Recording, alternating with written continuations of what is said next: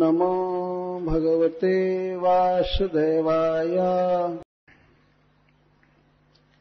कल कथा इन श्लोकों के पहले पहुंची थी।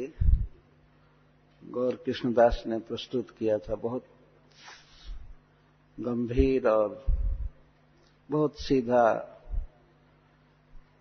बहुत अच्छा प्रवचन किया था। तो उसके बाद का श्लोक मैं ले रहा हूं।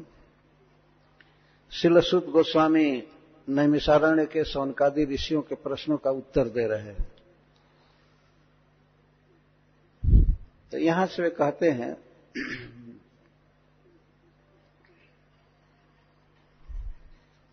धर्मस्य ह्यापवर्गस्य नार्थोत्थायोपकल्पते अर्थस्य धर्मैकान्तस्य कामोल्लाभाय इष्यते। मनुष्य के जीवन में चार पुरुषार्थ हैं। पुरुष का अर्थ होता है जीव या मनुष्य, और अर्थ का अर्थ है प्रयोजन, लक्ष्य। इस जीवन में जो चीज वो प्राप्त करता है उसको चार भागों में बांटा गया है: धर्म, अर्थ, काम और मोक्ष। इनको शास्त्रों में पुरुषार्थ कहा जाता है। पुरुष का अर्थ, पुरुष का वास्तविक लाभ। तो सबसे पहला है धर्म, इसके बाद अर्थ और काम, इसके बाद मोक्ष। तो यहां पर जैसा सूत जी ने कहा कि यदि कृष्ण कथा में, कृष्ण के श्रवण कीर्तन में, उनके नाम उच्चारण में, उनकी सेवा में, विशेष करके उनके बातों में यदि रुचि नहीं उत्पन्न हुई, धर्म का पूरा पूरा अनुष्ठान करने पर भी, तो ऐसा धर्म केवल परिश्रम है। धर्म स्वनुष्ठितः पुंसाम विश्वक्सेन कथासु यः नोत्पादे यतिरतिम श्रम एव हि केवलम। तो मनुष्य समाज चार वर्ण और चार आश्रम में बटा हुआ है। यदि कोई व्यक्ति ठीक ठीक आश्रम के धर्म का या वर्ण धर्म का पालन करे तो उसे भगवान की कथा में प्रेम होता है। लेकिन यह पूर्ण गारंटी नहीं है कथा में प्रेम हो ही जाए। अतः सूत जी कहते हैं कि सुअनुष्ठित धर्म भी यदि विश्वक्सेन की कथा में रुचि उत्पन्न नहीं किया तो वह धर्म का अनुष्ठान केवल लेबर मात्र है, केवल परिश्रम है। तो इस पर मान लीजिए श्रोता शौनकादि पूछे कि अरे धर्म आदि के विषय में आप ऐसा क्यों कह रहे हैं, तब वे कहते हैं धर्म का वास्तविक फल है अपवर्ग। अपवर्ग का अर्थ होता है मोक्ष। और अर्थ का वास्तविक फल है धर्म। और इसके बाद वे कहते हैं काम का वास्तविक फल है जीवित रहना, जी जाना। इंद्रिय तृप्ति उसका फल नहीं है। और जीने का क्या फल है? जीने का फल है तत्व जिज्ञासा। धर्म का अर्थ है वैदिक कर्मों का अनुष्ठान, जैसे यज्ञ करना, दान करना, तप करना, वेदाध्ययन करना, इसको धर्म कहते हैं। और इस धर्म को जीवन में अनुष्ठित करने के लिए अधिकारी भेद से वर्ण और आश्रम की स्थापना हुई, इस वैदिक धर्म के पालन के लिए। तो इसको धर्म कहते हैं। इसके फल, इसका पालन करने से स्वाभाविक मनुष्य को स्वर्ग लोक के सुख की प्राप्ति होती है। इस जीवन में वो सुख से रहता है और बाद में उसे उत्कृष्ट लोक मिलते हैं जहां वो जीवन का सुख बेटर भोगता है। परंतु सूत गोस्वामी जी कहते हैं कि धर्म का यह फल नहीं है। धर्म यदि कोई करता है, जैसे मान लीजिए तप कर रहा है, दान कर रहा है, वर्णाश्रम धर्म के काम कर रहा है, तो उसका वास्तविक फल है अपवर्ग। श्रील प्रभुपाद जी प वर्ग का अर्थ करते हैं। प वर्ग है, हिंदी जो पढ़े हैं या संस्कृत वो जानते हैं। तो क वर्ग, च वर्ग, ट वर्ग, त वर्ग, प वर्ग, ये 5 वर्ग हैं, 5 का। तो प वर्ग का अर्थ होता है प, फ, ब, भ, म। तो अपवर्ग का अर्थ करते हैं, श्रील प्रभुपाद जी कहते हैं प का अर्थ है परिश्रम। ये टीका में भी संस्कृत के लिखी गई है बात। इस संसार में मनुष्य को घोर परिश्रम करना पड़ेगा जीने के लिए। इस संसार में परिश्रम करना यहाँ के लिए बिल्कुल स्वाभाविक है। बिना परिश्रम के आदमी जी ही नहीं सकता है, उसका काम चल ही नहीं सकता। जैसे वे उदाहरण देते हैं श्रील प्रभुपाद कि जंगल में सिंह रहता है, वो जंगल का राजा है, लेकिन उसको भी अपना शिकार ढूंढने में परिश्रम करना पड़ता है। ऐसा नहीं है कि जंगल का राजा है इसलिए पशु सब हरिण या और कोई पशु लाइन लगा करके खड़े हैं कि हम बाघ के मुंह में चले जाएंगे। ऐसा नहीं। नहीं सुप्तस्य सिंहस्य प्रविशन्ति मुखे मृगा। सोए हुए सिंह के मुख में ये पशु अपने आप प्रवेश नहीं करते हैं, उसको अपना शिकार खोजना पड़ता है, परिश्रम बहुत पड़ता है। कई दिन भूखे भी रहना पड़ता है। कोई पशु नहीं मिला, हरिण आदि यदि उसके रेंज में नहीं आए तो कई दिन भूखे रहना पड़ता है। जो मांसाहारी हैं वे लोग अगले जन्मों में खाना बिना मरेंगे, ये नियम है। तो कोई सिंह बना हुआ है तो उसे कई दिन भूखे रहना पड़ता है और ढूंढता है, और उसकी बोली को सुनते रहते हैं कुछ जीव जैसे सियार आदि, और देखते रहते हैं। तो वे हुआ हुआ बोलकर हल्ला कर देते हैं कि सिंह निकला है अपने मांद से, हे पशुओं सब सावधान हो जाओ। तो हरिण वगैरह सावधान हो जाता है, तो भोजन नहीं मिलता। तो यह तात्पर्य यह है कि सिंह जैसे बलवान व्यक्ति को भी परिश्रम करना पड़ता है। ये संसार प वर्ग है। और कितना परिश्रम, इतना ज्यादा परिश्रम करना पड़ेगा कि प के बाद फ आता है। फ माने फेनिल, उसे मुख से फेन निकालना पड़ेगा, गाज फेंकना पड़ता है, गाज निकालता है, इतना भारी परिश्रम। आप सबने देखा है कि बैलगाड़ी में भारी बोझ ढोने से बैल के मुख में फेन आ जाता है, भैंसा के मुख में फेन आ जाता है। इतना परिश्रम करना पड़ेगा इस संसार में कि गाज फेंकना है। ये संसार का स्वरूप है।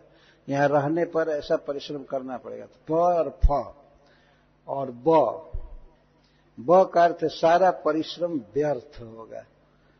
जीव मनुष्य सुख प्राप्ति के लिए परिश्रम कर रहा है, लेकिन उसे परिश्रम का फल नहीं मिलेगा। तो प, फ और इसके बाद व्यर्थ। और भ का अर्थ भय बना रहता है। इस प्राकृतिक जगत में प्रत्येक व्यक्ति को भय बना रहता है, सिक्योरिटी रखता है, और कई तरह का भय है। कुत्ते को भय क्या है, वो अपने घर से गांव से निकलेगा तो उसको सबसे बड़ा भय अपने जाति के लोगों से है, कुत्ता से ही भय। इस प्रकार मनुष्यों को मनुष्यों से भय है। कहीं भी भय से बना हुआ है जगत, यहाँ भय का स्वरूप है इस जगत का। जब तक जिएंगे भय बना रहेगा। कई प्रकार का भय मनुष्यों से, सरकार से भय है, और दूसरे से आतंकवादियों से भय है, ये है वो है। तो वास्तव में सरकार तो जनता की रक्षा के लिए बनाई जाती है, लेकिन कुछ लोगों को भय होता है, जैसे इनकम टैक्स देने में भय होता है। हाय हमारा इतना इनकम न चला जाए, हमारा ये न हो जाए, वो न हो जाए, ये न हो जाए।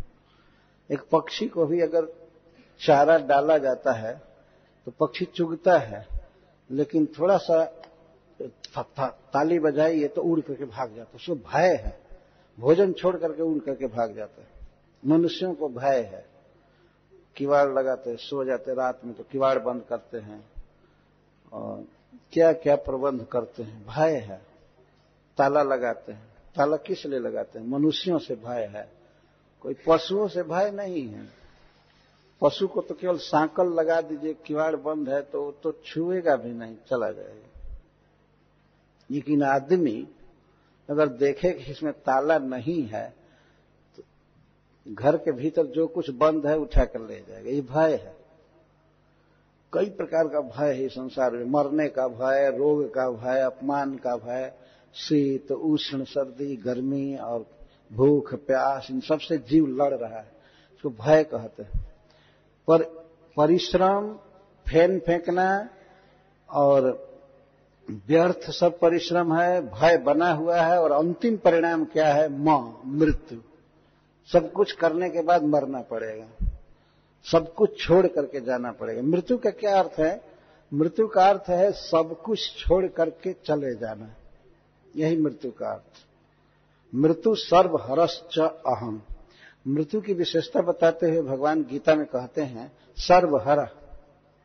मृत्यु सब कुछ छीन लेता है, सब कुछ। बैंक में पैसा पड़ा है वो छीन लिया जाएगा, घर में गैरेज में कार पड़ी है वहीं रह जाएगी, पत्नी छूट जाएगी, बच्चे छूट जाएंगे, सब कुछ छूट जाएगा, यहां तक कि ये लालित किया हुआ पोसा हुआ देह भी यहीं छूट जाएगा।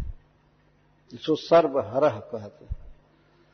तो इस संसार का यह स्वरूप है, यहां भय है, यहां मृत्यु है, यहां सब कुछ है और सब कुछ व्यर्थ है। तो अपवर्ग का अर्थ होता है जहां मृत्यु नहीं है, जहां भय नहीं है, जहां परिश्रम नहीं है, उसको अपवर्ग कहते हैं। भगवान का धाम, मुक्त हो जाना इस संसार बंधन से। तो धर्म का वास्तविक फल है अपवर्ग, मुक्ति प्राप्त करना।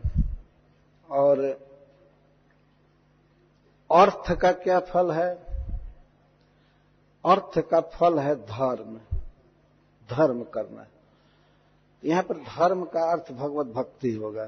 किसी के पास यदि धन है, जीने की सुविधा है, बहुत पैसा है, फैसिलिटी है, सुंदर शरीर है, युवक शरीर है, तो इन सब साधनों को अर्थ कहा गया है।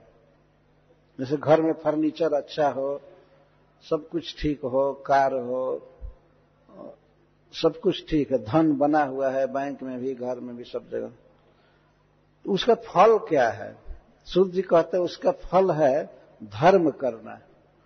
इंद्रिय तृप्ति उसका फल नहीं है कि हमारे पास पैसा है, हमारे पास भोगों की फैसिलिटी है तो हम ये भोगे, ये लाभ नहीं है। अर्थ का ये लाभ नहीं है कि अपने घर में भोगों की सामग्री संचित की जाए। ये शुद्ध गोस्वामी कहते हैं उसका फल है धर्म करना, भगवान के भक्ति में सहायता करना, सुविधा देना लोगों को, भगवान के बारे में जानने का प्रचार करना, ये तीर्थ यात्रा करना और सब करना, ये सब अर्थ का फल। अर्थ का फल इंद्रिय तृप्ति नहीं, काम नहीं है। और काम यदि है, काम का अर्थ है इंद्रिय भोगों के उपकरण, जैसे अच्छा घर, धन, अच्छा स्वजन, सब कुछ पर्याप्त फैसिलिटी है, तो वह भोगने के लिए नहीं है, इंद्रियों को सुखी करने के लिए नहीं है। तो काम की जो ये चीजें हैं, बहुत फैसिलिटी है, वह उसका फल क्या कब तक है? लाभो जीवेत जावता, उसका लाभ बाद में कुछ नहीं है। जब तक जी रहा है और केवल जी जाए, यही उसका फल है। जीने के लिए सब है, जी जाए इतना ही लाभ है बस। भोग भोगना, बहुत अच्छा अच्छा खाना पीना, बहुत अच्छा घर बना करके रहना और इंद्रियों को तृप्त करना। अब घर है तो उसमें चमड़े को अनुकूल वायु उपस्थित करना, जैसे एसी रूम है, एसी रूम में जो खर्च होता है एसी बनाने में, उस खर्च को रोक करके यदि गरीबों को दिया जाए, इसकी कोई जरूरत नहीं है, फालतू है वास्तव में। पर मनुष्य ने ऐसी आवश्यकता बढ़ा ली है, अपने आवश्यकताओं को इस तरह से बढ़ा लिया है कि वो उससे बाधित हो गया, बिना एसी के नहीं रह सकता। या और भी कई फैसिलिटी है, काम, इंद्रिय तृप्ति, तो पांचों इंद्रियों को संतुष्ट करने में लगा रहता है। पर अगर सुविधा है वस्तुओं की, तो काम का यह फल नहीं है इंद्रिय तृप्ति करना। इंद्रियां कभी तृप्त हो भी नहीं सकती है। इंद्रियों का स्वभाव है, चाहे कितना भी अमाउंट दिया जाए, कितना भी सुख की सामग्री उसे दी जाए, उसे संतुष्टि नहीं होती है। इंद्रियों को कभी संतुष्टि नहीं होगी। इंद्रियों का स्वभाव है।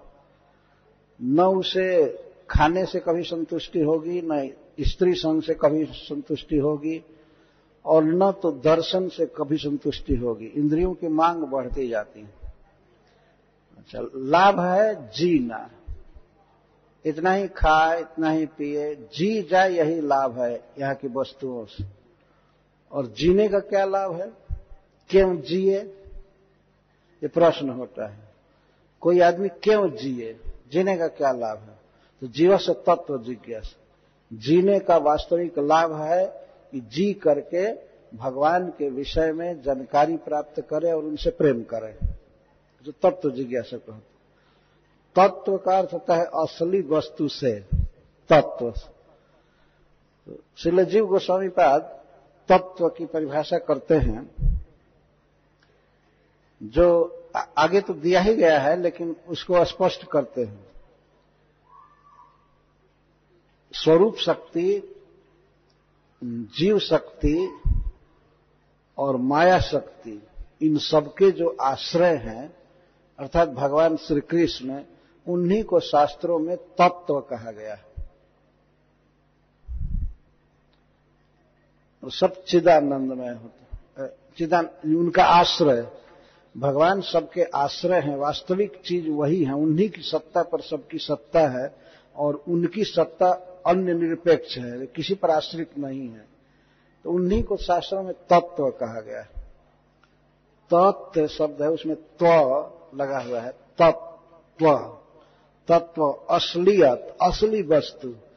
जीवन में सार क्या है, सत्य क्या है, उस परम सत्य को आगे बताया गया है। परमेश्वर को, भगवान को, ब्रह्म को पा जाना, जानना, यही है जीने का फल।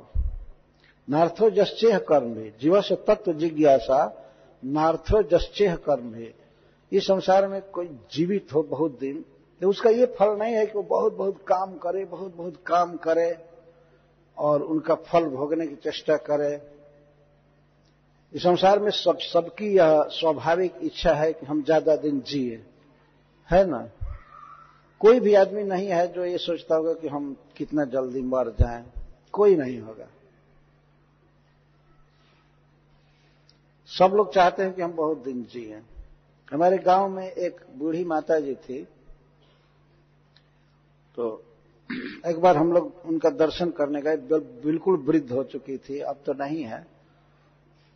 तो वो हमसे कहने लगी कि बेटा हमारे कागज भुला गइल बा, जमराज भेजले होखियन लेकिन पहुंचल ना। मतलब जमराज जी ने जो नोटिस भेजा था हमको मरने के लिए, वो कागज हेरा गया, भूल गया। इसका मतलब मुझको मार नहीं रहे हैं जमराज जी। सब लोग चाहते हैं कि हम बहुत दिन जिए। हमारे गांव में एक बूढ़ी माता जी थी,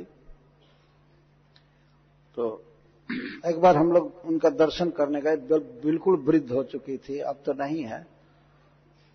तो वो हमसे कहने लगी कि बेटा हमारे कागज भुला गइल बा, जमराज भेजले होखियन लेकिन पहुंचल ना। मतलब जमराज जी ने जो नोटिस भेजा था हमको मरने के लिए, वो कागज हेरा गया, भूल गया। इसका मतलब मुझको मार नहीं रहे हैं जमराज जी, मैं मरना चाहती हूं। तो हमने एक नाटक किया, माता जी को कहा कि ठीक है, देखिए ये बिजली का तार है, और खुला तार नहीं था और करंट भी नहीं था, लेकिन हमने कहा कि ये बिजली का तार है, हम लोग जब आपके घर से बाहर चले जाएंगे तो इसको छू लो, छुओगी तो मर जाओगी, हम लोग के रहते रहते मत छुओ। नहीं तो हम लोग पर केस हो जाएगा। तो माता जी से कहा कि जब हम लोग घर के बाहर चले जाएं तो इस बिजली के तार को छू लो, छूते ही तुम बोल भी नहीं पाओगी, मर जाओगी। तो माता जी कहती हैं ऐसे थोड़े मरूंगी।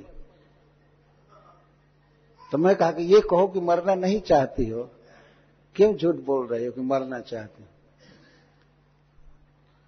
तो कहते हैं कुछ लोग झूठ मूठ के कि अब उब गए हैं जिंदगी से, अब राम जी ले चलते तो अच्छा होता। ये झूठी बात है, कोई मरना नहीं चाहता।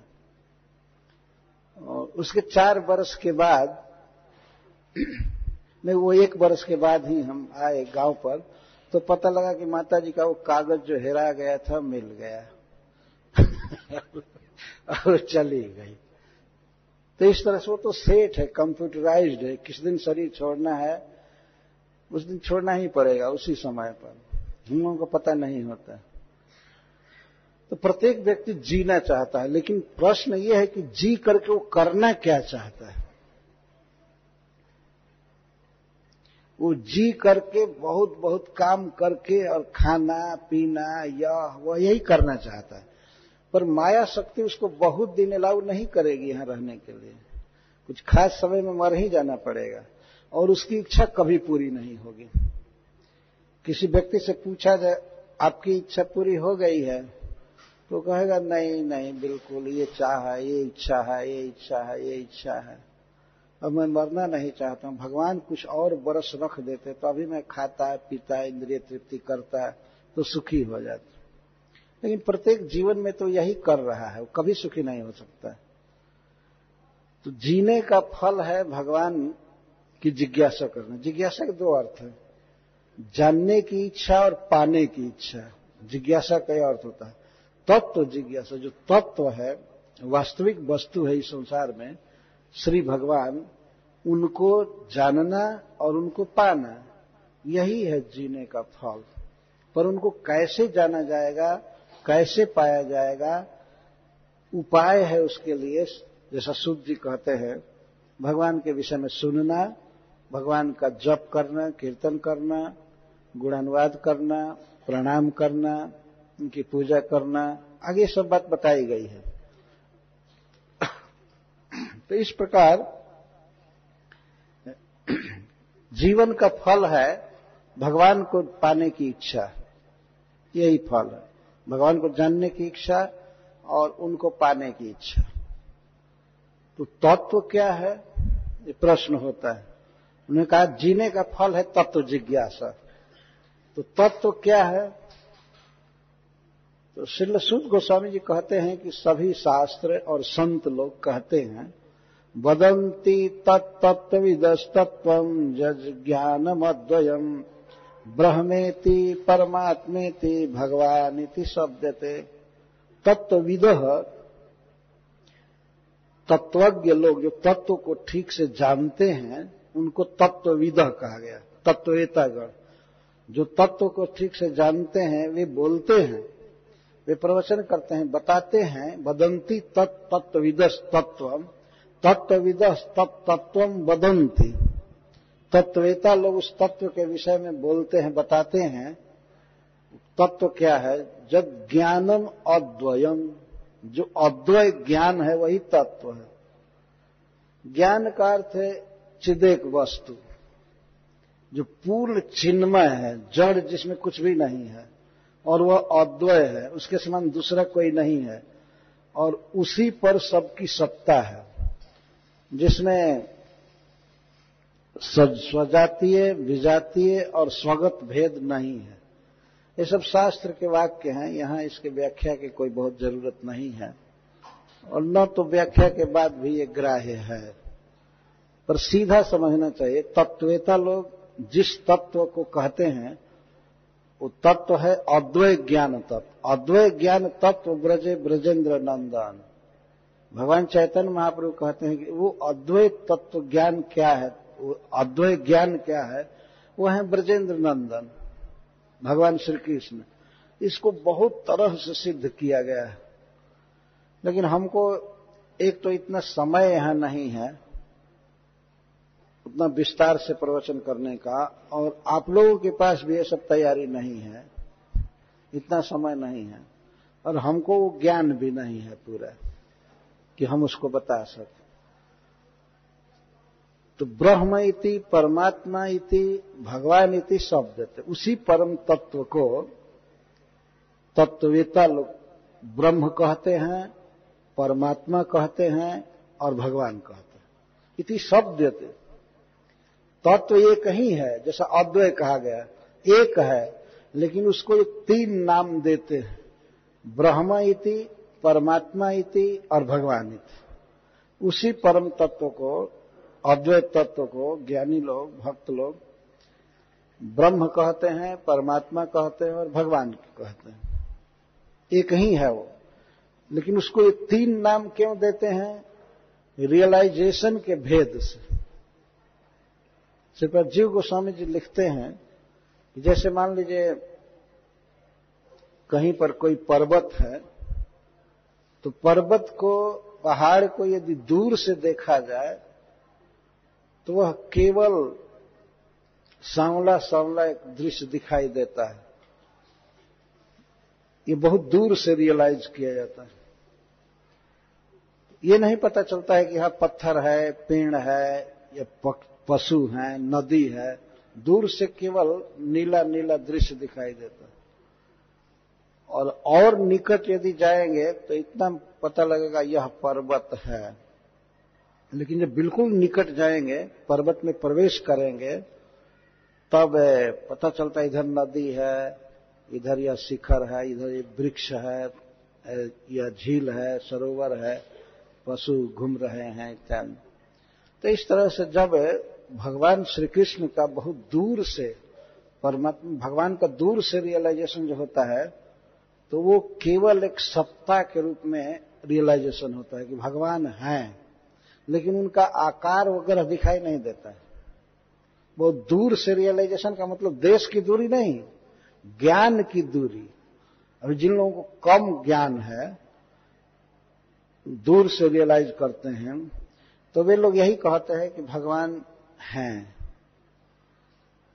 तो उनको ब्रह्म कहते हैं यह सर्वव्यापक है, इसका कोई आकार नहीं है, इसका कोई विशेष रूप आदि नहीं है, तो इसको ब्रह्म रियलाइजेशन कहते हैं। यदि उस वस्तु का, जैसे पहाड़ का मैं उदाहरण दिया, उसमें रूप है, आकार है, बहुत प्रकार की वस्तुएं हैं, लेकिन दूर से रियलाइजेशन करने पर आदमी सोचेगा केवल नीला दृश्य है, धुआं जैसा दिखाई दे रहा है। जब और निकट से साक्षात्कार करेगा व्यक्ति, तो उसको पहाड़ के रूप में दिखाई देगा। तो जो लोग निकट से भगवान को कुछ देखने का प्रयास करते हैं, तो इतना रियलाइज करते हैं कि भगवान सबके हृदय में है, परमात्मा रूप से अवस्थित है। उनका आकार है, लेकिन भगवान हृदय में अवस्थित है।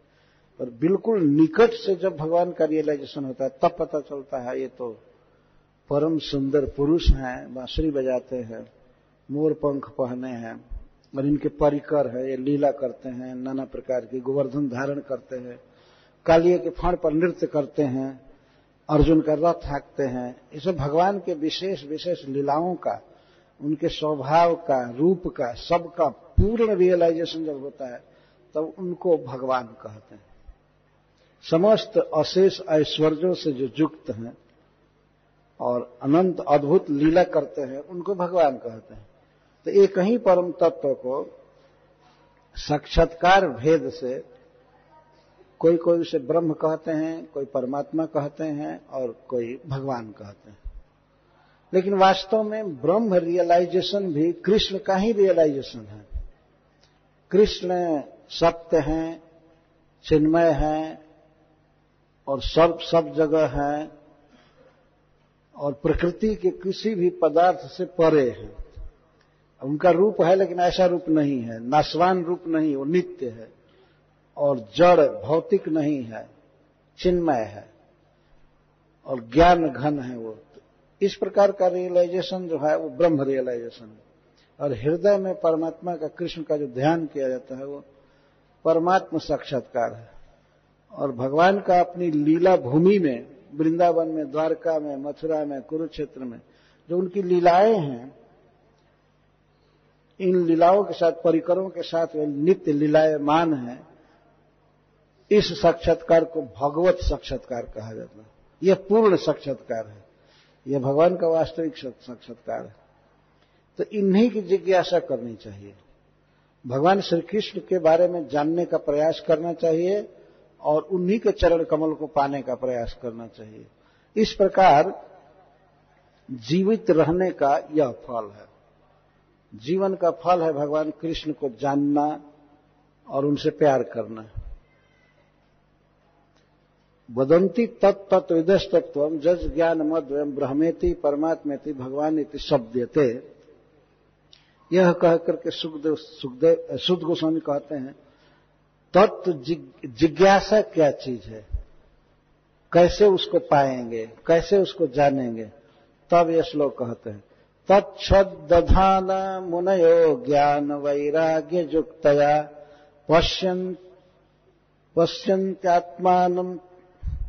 पश्यन्तात्मनि चात्मानं भक्त्या श्रुतगृहीतया। इस तत्व को, भगवान श्री कृष्ण को कैसे जाना जाएगा और कैसे उनको प्राप्त किया जाएगा, इस श्लोक में बताया जा रहा है।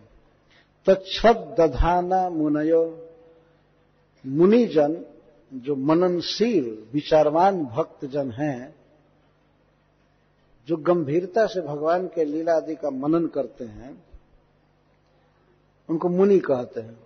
और उनमें दूसरा गुण लगा रहे हैं श्रद्धाना, परम श्रद्धालु, जिनकी श्रद्धा है भगवान कृष्ण में कि कृष्ण ऐसे हैं, उनका ये रूप है, उनका यह गुण है, उनकी ये लीलाएं हैं और जीवों के साथ उनका बहुत निकट का संबंध है। इन बातों में जिनकी अनुकूल बुद्धि है और भगवान श्री कृष्ण को रियली जो पाना चाहते हैं, उनको श्रद्धाना कहते हैं। श्रद्धा जिनकी है, जो श्री कृष्ण को पाना चाहते हैं, जानना चाहते हैं, तो पाना और जानना वही चाहेगा ना जिसकी उस वस्तु में श्रद्धा है। और जो उस वस्तु को पाना जानता ही नहीं है तो क्या पाने की इच्छा करेगा।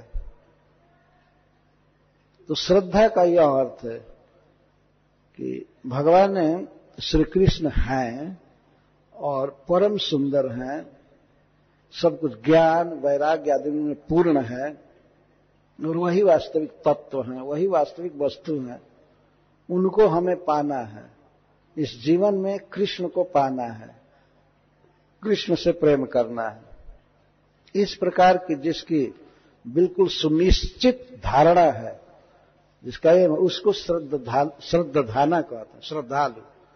भगवान चैतन्य महाप्रभु ने इसीलिए कहा है कि श्रद्धा शब्दे विश्वास कहे, सुदृढ़ निश्चय कृष्ण भक्ति कैले सर्व कर्म कृत है। श्रद्धा शब्द का अर्थ होता है सुदृढ़ विश्वास। सुदृढ़ का अर्थ है उसके विश्वास को तीनों कालों में किसी भी तरह से डिगाया नहीं जा सकता। का निर्णय है कि हमें कृष्ण को पाना है, कृष्ण को पाना है, और कृष्ण को पाने के लिए भक्ति ही सर्वोत्तम उपाय है। और भक्ति में भी सर्वोत्तम है भगवान के विषय में सुनना और उनका नाम जप करना। इसको श्रवण कीर्तन कहते हैं, सुनना। तो जिसके हृदय में श्रद्धा है कि कृष्ण को सुन करके पाया जा सकता है, श्रवण करके पाया जा सकता है, तो उसको श्रद्धालु कहा गया है, दृढ़ श्रद्धा। और कृष्ण भक्ति कैले सर्व कर्म कृत है।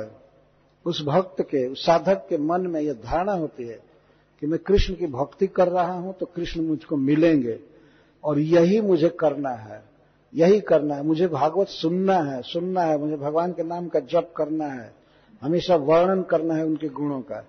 जिसके जीवन में यह दृढ़ आस्था है, यह करके वो जानता है कि हमारे जीवन में जो भी करने लायक काम है वो हो चुका है। यदि मैं भगवान की कथा सुनता हूं, मैं भागवत पढ़ता हूं, भगवान के नाम का कीर्तन करता हूं, तो जीवन में हमें जो भी करना है यही करना है बस, और हमें कुछ नहीं करना है। इसको श्रद्धा कहते हैं। श्रद्धाना मुनयो ज्ञान वैराग्य युक्तया पश्यन्तात्मनि चात्मानं भक्त्या श्रुत गृहीतया। तो ऐसे श्रद्धालु जन भक्ति के द्वारा भगवान को अपने मन में देखते हैं। और च कार का अर्थ है च, और बाहर भी देखते हैं। बाहर भी अपने जुगल नेत्रों से भगवान के परम मधुर स्वरूप का वे दर्शन करते हैं। भीतर तो देखते ही हैं, कथा श्रवण करके और अन्य तरह से मनन करते हैं, तो भगवान के परम सुंदर श्री विग्रह को, रूप को देखते हैं, उनकी लीलाओं को देखते हैं। पश्यन्ति और च अनुभवन्ति, इसका अर्थ ये।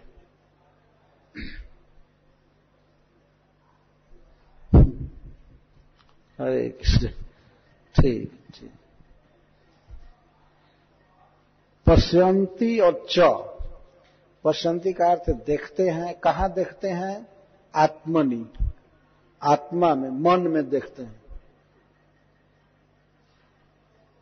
भगवान को मन में देखते हैं। और च शब्द की दिया गया है, उसका अर्थ है बाहर भी देखते हैं, बाहर भी भगवान को देखते हैं। एक दिन ऐसा समय आता है कि उनके नेत्रों के सामने भगवान थिरकते हुए उपस्थित हो जाते हैं, बांसुरी बजाते हुए, नाचते हुए, गाते हुए, अथवा कोई लीला करते हुए उनके आंखों के सामने प्रकट होते हैं। और भक्त पहले से तो मन में देखते ही रहते हैं। आत्मनि पश्यन्ति और च वही पश्यन्ति। श्रीपाद जीव गोस्वामी जी अर्थ करते हैं च का, बाहर भी देखते हैं भगवान के परम मधुर स्वरूप को। कैसे देखते हैं? भक्त्या, भक्ति से देखते हैं। भक्ति कहां से मिल जाती है? ये प्रश्न होगा। उनको भक्ति कहां से मिलती है? तो श्रुत गृहीतया, श्रुत गृहीतया कि सुन करके जो प्राप्त होती है, जो सुन करके ग्रहण की गई है, उस भक्ति से सुन करके।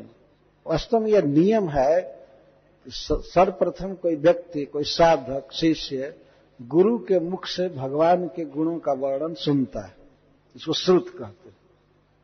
भगवान के बारे में प्रचुर मात्रा में वो सुनता है और उनकी कथाओं को और भक्ति सिद्धांत को, या ऐसा करने से भगवान मिलेंगे, ऐसे वैसे, जो नवधा भक्ति है, यह नवधा भक्ति फिर जो 64 भक्ति में बदल जाती है, इन सब भक्ति के बारे में वो पहले सुनता है और सुन करके उसे ग्रहण करता है। सुनना अलग चीज है और सुन करके ग्रहण करना अलग चीज है। तो श्रुत गृहीता भक्ति, गृहीता का अर्थ है कि भगवान के भक्ति को सुनता है और सुन करके साधना अनुष्ठान में साधन करना चालू करता है, साधन करने लगता है। इसको ग्रहण करना कहा जाएगा। यदि मान लीजिए कोई व्यक्ति सुना कि भगवान के नाम की अद्भुत महिमा है कि सारा कर्म बंधन मिट जाता है, पाप नष्ट हो जाता है, भगवान के चरणों में प्रेम बढ़ता है, तो वह व्यक्ति भगवान के नाम का जप चालू करता है, कीर्तन चालू करता है। तो इसको ग्रहण कहते हैं।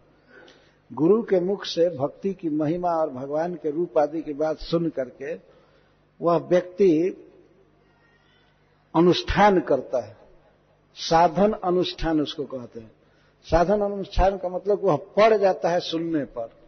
पहली बात यह है कि वो पड़ जाता है सुनने पर, श्रवण करने पर, कीर्तन करने पर, वंदना करने पर, कई प्रकार के भगवान की सेवा पूजा आदि करने लगता है। इसको श्रुत गृहीता भक्ति कहते हैं। वास्तव में भक्ति प्राप्त होती है सुनने से। गुरु ऐसा नहीं है, ऐसा शक्तिशाली व्यक्ति नहीं होता है कि अब वो कहीं से कोई सामान खरीद करके और कहीं लगा दिया। जैसे मान लीजिए सर्किट बना हुआ है बिजली का, तो उसमें बल्ब फ्यूज कर जाए तो कोई बल्ब बाजार से खरीद करके लगा देता है।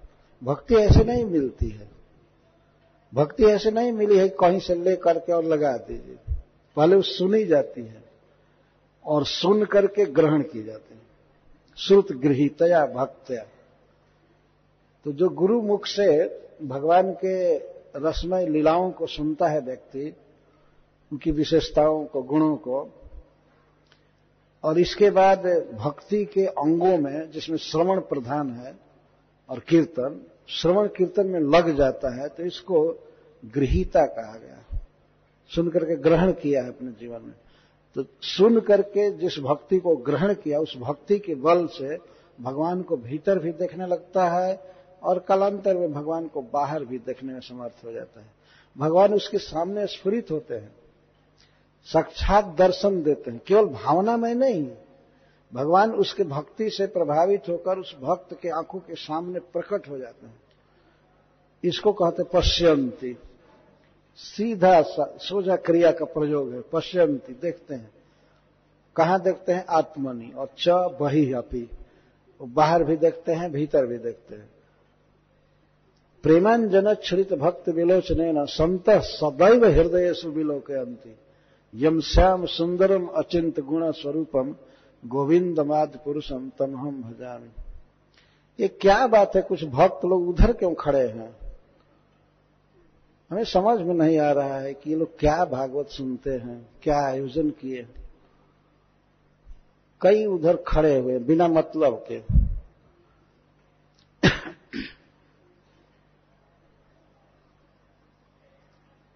तुम लोग वहां खड़े खड़े क्या कर रहे हो? इस तरह से ये भक्ति का जीवन व्यर्थ, केवल शो किया गया है। भागवत करा रहे हैं, भागवत करा रहे हैं। तुम लोग उधर क्या कर रहे हो? कौन सा आवश्यक कार्य इस श्रवण से आ गया है? हमें समझ में नहीं आ रहा इस तरह से थर्ड क्लास का आयोजन। ऐसा नहीं था कि नैमिषारण्य के ऋषि लोग उसमें से कुछ फोन अटेंड कर रहे हैं, कुछ कहीं गए हैं, कुछ कहीं गए हैं। डिवोटी है, डिवोटी। तो सूत गोस्वामी यहां पर श्रवण की महिमा ही बता रहे हैं। श्रुत गृहीतया, भक्ति श्रवण से प्राप्त होती है। वैष्णवों के मुख से, गुरु के मुख से जब व्यक्ति सुनता है भगवान के बारे में, तो भगवान के प्रति प्रेम छलछला जाता है, हृदय में प्रेम उत्पन्न होता है। इसी को भक्ति शब्द से यहां अभिहित किया गया है। भगवान की कथा सुनने से भगवान में प्रेम उत्पन्न होता है। जब प्रेम उत्पन्न होता है तब व्यक्ति भगवान का दर्शन करता है, भगवान दिखाई पड़ते हैं। मन में तो स्फुरित होते ही हैं, बाहर भी वे प्रकट होते रहते हैं, बाहर प्रकट होते। इस तरह से उस अद्वैत तत्व को, अद्वैत ज्ञान तत्व को, भगवान को श्रवण से ही प्राप्त किया जा सकता है। अन्य कोई उपाय नहीं है, यह भी बता रहे हैं सूत गोस्वामी। जैसा उन्होंने कहा कि अगर अपने कर्तव्य का पालन आदमी करता है, पर कर्तव्य का पालन करने के बाद भी भगवान की कथा में यदि रुचि नहीं हुई तो सब बेकार है। श्रम एव ही केवलम, तीन तीन अवधारणा लगा रहे हैं। वह ड्यूटी का पालन, यह वर्ण आश्रम आदि के धर्म का पालन केवल श्रम है। लेकिन नहीं, धर्म पालन का कुछ तो अर्थ होगा, कुछ फायदा होगा। नहीं, कुछ नहीं। फायदा क्या है? फायदा यह है, जैसे भागवत में ब्रह्मा जी कहते हैं कि श्रेय श्रुतिम भक्ति मुदस्यते विभो क्लिश्यंति ये केवल बोध लब्ध है तेषामसौ क्लेशलैव शिष्यते नान्यत यथास्थूल तुषावघाति नाम। जो व्यक्ति भक्ति को छोड़कर, और भक्ति में प्रधान है श्रवण कीर्तन, ये बात पहले समझ लेना चाहिए। वो ब्रह्मा जी भी कहते हैं श्रेय श्रुतिम, जो श्रेय का प्रवाह उत्पन्न करने वाली है, जहां से कल्याणों का पुंज निकलता है। जितना भी जीवन में श्रेय है, सुख है, सफलता है, वो भगवान की भक्ति से निकलता है। तो श्रेय श्रुतिम कहते हैं। श्रेय को जन्म देने वाली भक्ति को छोड़कर जो व्यक्ति केवल ज्ञान प्राप्ति के लिए प्रयास करते हैं, तो उनको कुछ नहीं मिलता है, केवल परिश्रम मिलता है। तेषामसु क्लेशलैव शिष्यते यथास्थूल तुषावघाति नाम। उदाहरण देते हैं कि मान लीजिए किसी व्यक्ति को पर्वत के बराबर चावल का छिलका दिया जाए, भूसी का पहाड़ जैसा, और वो व्यक्ति मान लीजिए भूख से मर रहा है, उसको भात चाहिए, भात कर रहा है, मुझे सुख चाहिए, भोजन चाहिए, भोजन चाहिए। तो कोई दयालु आदमी मूर्खतावश उसको चावल के तुष भूसी को दे दिया, एक ट्रक दे दिया, मान लीजिए, ले जाओ और इसमें से चावल निकालो, जिसमें एक कण भी चावल नहीं है। तो उस तुष को, भूसी को अगर कोई ले जाकर के चावल प्राप्ति की आशा से कूटना चालू करे तो उसको क्या लाभ होगा? कुछ लाभ नहीं होगा, केवल दुख। पैर में, हाथ में, शरीर में दर्द मिलेगा, भात तो मिलेगा नहीं। अगर तुषावघाती नाम, तुष पर अवघात कर रहा है, कूट रहा है चावल प्राप्ति की आशा से, तो उसे केवल दुख ही दुख मिलता है और कोई फल नहीं।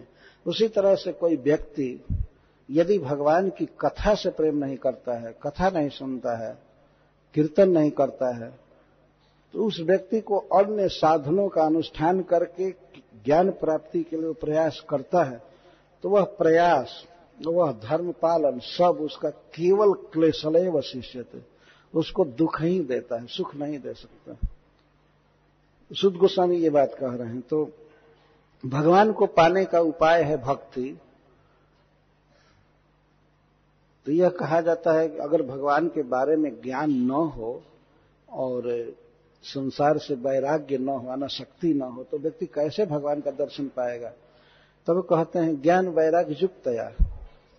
जब कोई व्यक्ति श्रवण करता है भगवान की कथा का और उनके नाम का कीर्तन करता है, तो उसमें अपने आप संसार से अनासक्ति होने लगती है। ये भक्ति का सहज प्रभाव है। संसार के भोगों से उसका जीव उबने लगता है, मन विरक्त होने लगता है और भगवान के रूप गुण लीला आदि के रस का उसे अनुभव होने लगता है। इसको विज्ञान कहते हैं, ज्ञान कहते हैं। ज्ञान वैराग्य युक्तया, भगवान का अनुभव होना, इसको ज्ञान कहते हैं।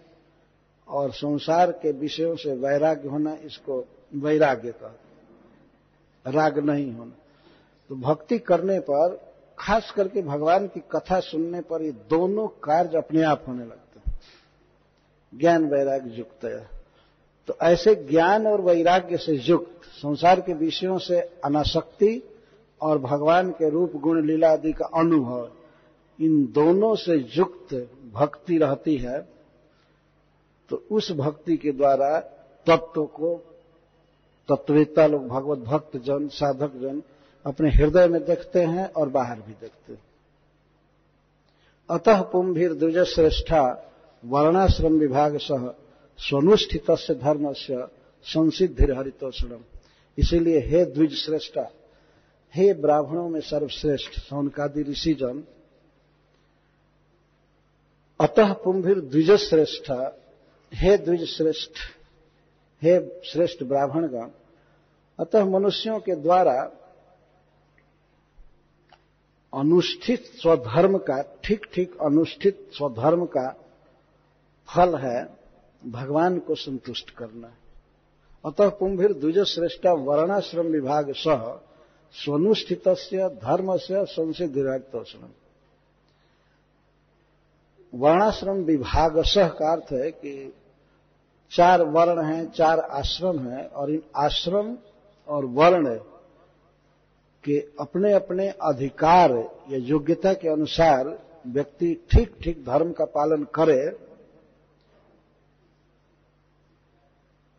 अनुष्ठित से धर्म, ठीक से धर्म का पालन करे, अपने कर्तव्य का पालन करे, तो इसका वास्तविक फल क्या है। यदि वह भगवान को संतुष्ट कर रहा है, और भगवान संतुष्ट होते हैं श्रवण आदि भक्ति से, तो अपने स्वधर्म का अनुष्ठान करने पर अगर भगवान में उसे सहज रुचि हो, भगवान का नाम जपने में, कीर्तन करने में, या भगवान की कथा सुनने में, पढ़ने में अगर रुचि हो रही है, तो इसका अर्थ है कि उसका स्वधर्म ठीक ठीक फल दे रहा है। उसी श्लोक को इन्होंने पॉजिटिव धारा में किया, जैसे धर्म सोनिश्चितः पुंसाम विश्वक्सेन कथासु यः नोत्पादेत यदि रतिम श्रम एवं ही केवल। इसको निगेटिव पॉइंट से कहा और उसी को कह रहे हैं पॉजिटिव पॉइंट से। अतः पुंभीर द्विजश्रेष्ठा वर्णाश्रम विभाग से स्वनुष्ठित धर्म से संसिद्धिर हरितोषणम। कोई कुछ भी काम कर रहा है, मान लीजिए ब्राह्मण है, ब्राह्मण अपने कर्तव्य का पालन कर रहा है, क्षत्रिय अपने कर्तव्य का पालन कर रहा है, या वैश्य अपने कर्तव्य का, शूद्र अपने कर्तव्य का, या प्राइम मिनिस्टर अपने कर्तव्य का पालन कर रहा है, राज्यपाल ठीक से कर रहा है, तो सब कुछ किया जाए, पर इसका मीटर क्या है कि ठीक ठीक काम हो रहा है। मीटर यह है कि वो अगर भगवान उससे संतुष्ट हो रहे हैं, भगवान श्री कृष्ण उसके कार्यों से सेटिस्फाई हो रहे हैं, तब उसका स्वधर्म पालन, कर्तव्य पालन ठीक ठीक रास्ते पर जा रहा है। और यदि भगवान संतुष्ट नहीं है, तो उस व्यक्ति का कर्म, धर्म, क्रियाएं सब व्यर्थ हैं, बेकार हैं। ये बात एक श्लोक में कही गई, जैसन तुष्ट भगवान यज्ञ लिंगो जनार्दन।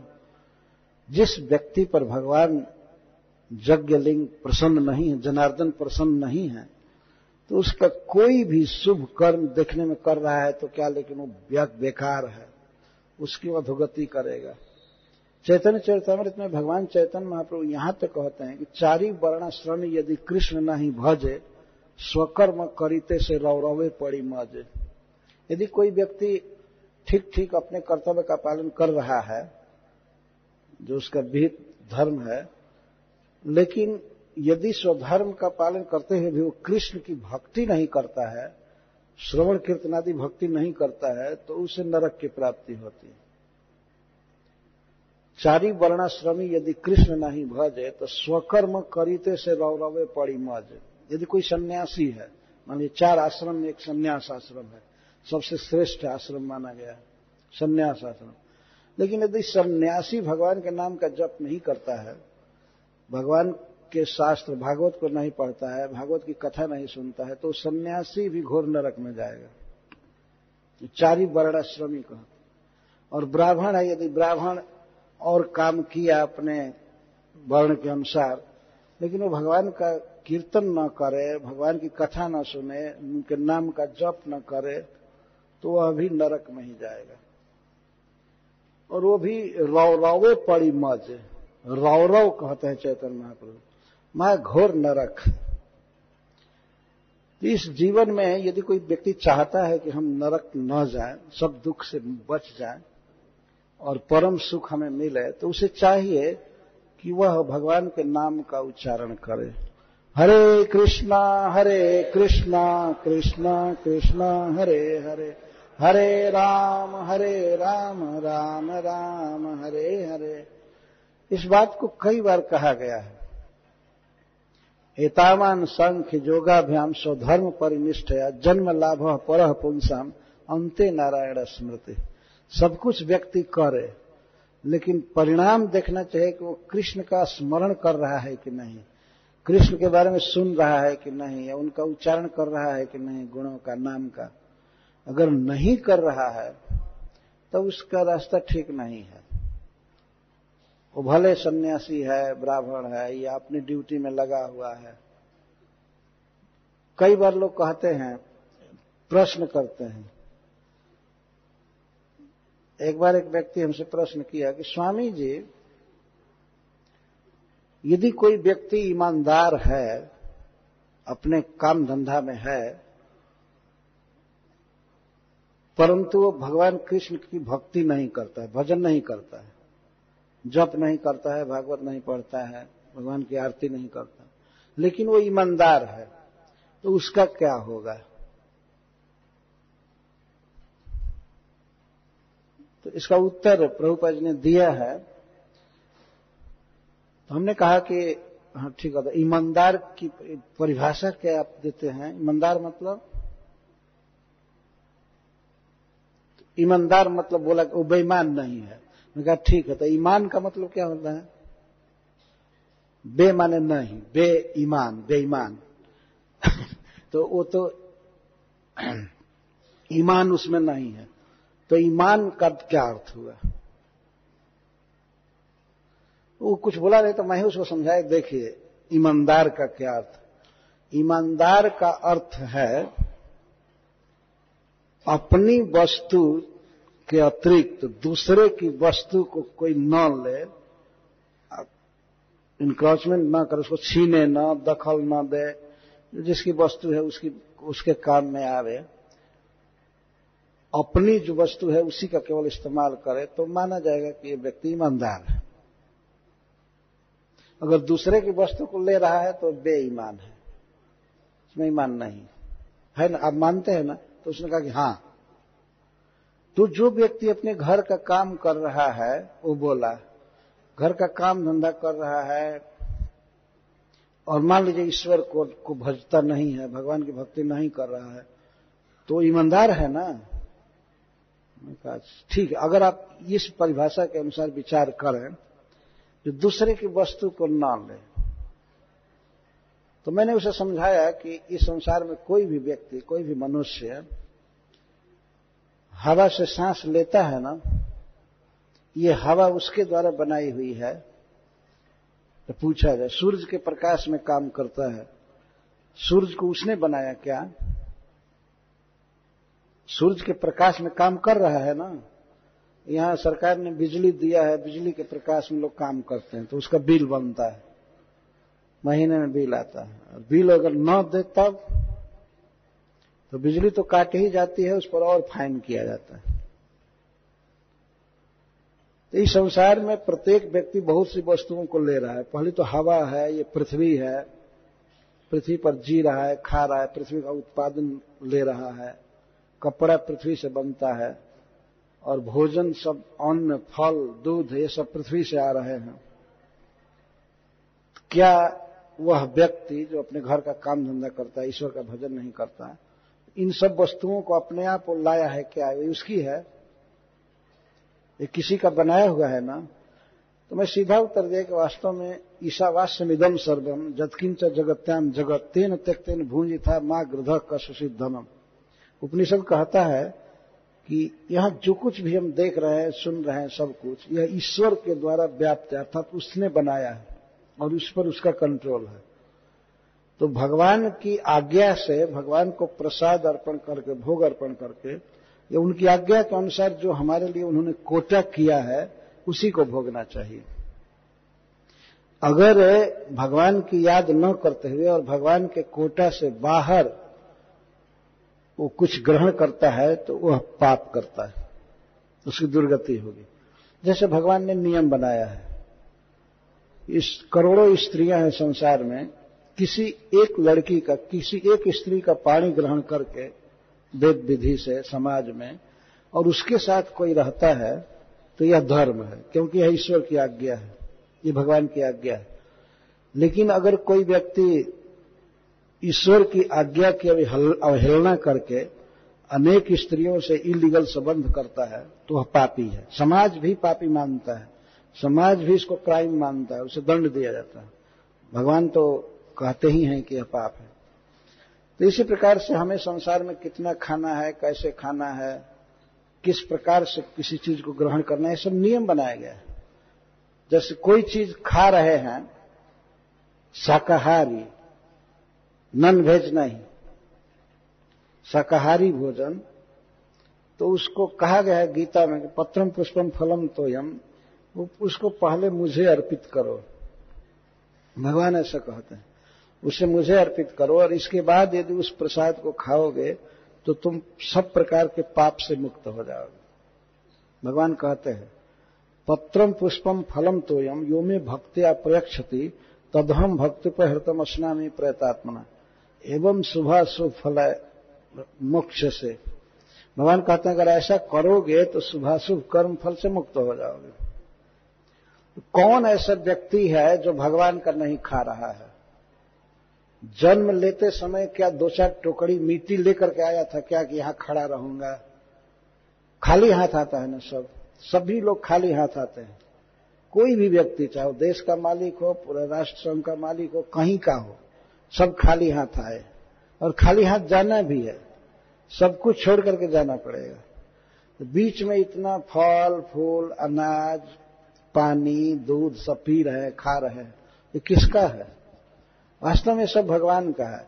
तो भगवान को जो नहीं मानता है, भगवान की भक्ति नहीं करता है, वह व्यक्ति ईमानदार हो ही नहीं सकता है, ये संभव ही नहीं है। जो व्यक्ति अपने जीवन में भगवान का तिरस्कार करे, भगवान को न माने और कहे कि हम अपने कर्तव्य का पालन करते हैं, तो उसी प्रकार से वो दंडनीय है जैसे चोर। मान लीजिए चोरों का कोई गिरोह है, तो लोग अपना रिजोल्यूशन बनाते हैं, चोर लोग, कि रात में चोरी करने जाएंगे या कहीं तो बोलना मत, हल्ला मत करना, और घर का मालिक जग जाए तो ऐसे भागना, ये करना वो करना। मान लीजिए चोरों का अपना नियम हो और वे चोरी करे सफलतापूर्वक, और जो चोर चोरी करता है सफलतापूर्वक तो उसको वो लोग हो सकता है कि नोबेल प्राइज भी दें। बहुत अच्छा, बहुत अच्छा, उसको पारितोषिक देंगे। चोरों का समुदाय, चोरों में जो हेड है वो उसको इनाम देगा, बहुत अच्छा, तुमको ये डिग्री देता हूं और तुमको इतना महीने में दूंगा, ये दूंगा, बहुत अच्छा चोरी किया। लेकिन उसी समय मान लीजिए चोरी के धन को किसी वृक्ष के नीचे या कहीं घर में वो लोग बांट रहे हों, तो उस समय कोई चोर ऐसा कहे, ये भाई देखना बेईमानी न हो, ईमानदारी से बांटना, चोरी के धन को ईमानदारी से बांट रहे हैं, उसमें से एक पैसा भी लेना क्या ईमानदारी है? अगर उसी समय पुलिस को पता लग जाए कि ये चोर सब आपस में बांट रहे हैं चोरी का धन, और वो लोग कहेंगे कि ईमानदारी से बांटो, तो पुलिस आकर के डंडा से मार करके क्या कहेगी? ठीक है, हम अपने ईमानदारी से तुमको पीट रहे हैं क्योंकि सरकार हमको वेतन दे रही है। तो पुलिस के दृष्टि में अब चोरों का धर्म नहीं रह जाएगा ना, वो पाप होगा। इसी तरह से बेईमान लोग इस दुनिया में ईमानदारी कायम किए हैं, तो प्रभुपाद जी उसको नाम दिए हैं ऑनेस्टी इन थीव्स, चोरों में ईमानदारी। चोर सब ग्रहण कर ले भगवान का धन, इतना भूमि है, भूमि के अंदर पेट्रोल है, ये है वो है, और चोरों ने ईमानदारी से बांट लिया है, ये हमारा इतना है, तुम्हारा है, ये है वो है। पर कोई चोर ये नहीं कहता है कि ये सब भगवान का है। अगर उसको कहा जाए तो उसको कहेंगे रूढ़िवादी है, जिसको ठीक ज्ञान नहीं है, तो अपने कर्तव्य का पालन करो। ये क्या करने लगे? यदि मान लीजिए कोई व्यक्ति कह दे अरे वो मालिक का धन है, उसको क्यों छीन रहे हो, चुरा रहे हो, ये कर रहे हो, तो वैसे ही कोई कह दे कि नहीं सब ईश्वर का दिया हुआ है, भगवान का दिया हुआ है, भगवान के धन को भोगने से पहले भगवान का परमिशन लो, अगर उनका परमिशन है तब तो भोगना चाहिए, नहीं तो क्यों इतनी फजीहत सहेगा, क्यों नरक में गिराया जाएगा, क्यों मारा जाएगा? कोई बुद्धिमान आदमी ऐसा नहीं कर सकता। तो सब कुछ वास्तव में भगवान का है। भगवान को जो प्रणाम नहीं करता है, भगवान का जो जश नहीं गाता, नाम नहीं लेता, वो कभी ईमानदार हो ही नहीं सकता है। वो एक नंबर का महाबेईमान है और कहता है ईमानदारी से कर्म कर। उसी ईमानदारी की भर्त्सना सूत गोस्वामी कर रहे हैं।